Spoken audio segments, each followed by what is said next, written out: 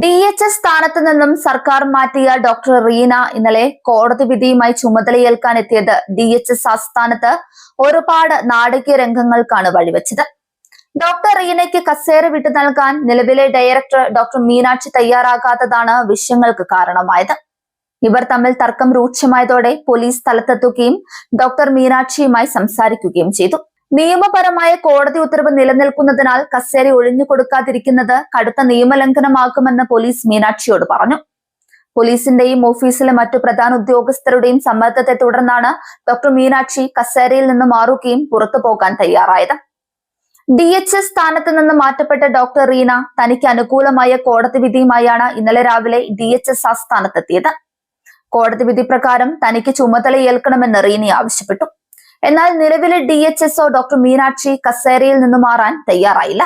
സർക്കാരിന്റെ ഭാഗത്തു നിന്ന് കൃത്യമായി ഉത്തരവോ നിർദ്ദേശമോ ലഭിക്കാതെ താൻ കസേര ഒഴിഞ്ഞു തരില്ലെന്ന നിലപാടിൽ മീനാക്ഷി ഉറച്ചുനിന്നു.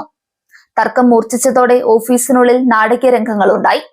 ഇതിനിടെ ഡോക്ടർ മീനാക്ഷി പോലീസിന്റെ സഹായം തേടുകയും തനിക്ക് ഔദ്യോഗിക കൃത്യനിർവഹണത്തിന് പോലീസ് സംരക്ഷണം വേണമെന്ന് ആവശ്യപ്പെടുകയും ചെയ്തു.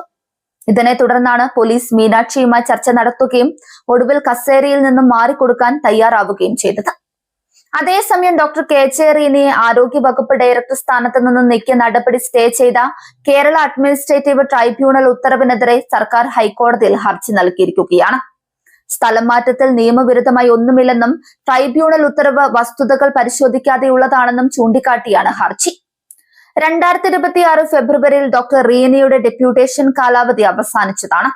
കാലാവധി നീട്ടാതെ തന്നെ ആരോഗ്യവകുപ്പ് ഡയറക്ടർ സ്ഥാനത്ത് അവർ തുടരുകയായിരുന്നു.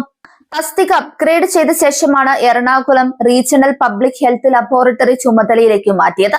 ഡയറക്ടറായി ഡോക്ടർ V മീനാക്ഷിയെ നിയമിച്ചു. അവർ ജൂൺ 13 തന്നെ ചുമതലയേറ്റതായും ഹർജിയിൽ പറയുന്നുണ്ട്. ഈ സാഹചര്യത്തിൽ സ്റ്റേ ഉത്തരവ് റദ്ദാക്കണമെന്നാണ് ആവശ്യം.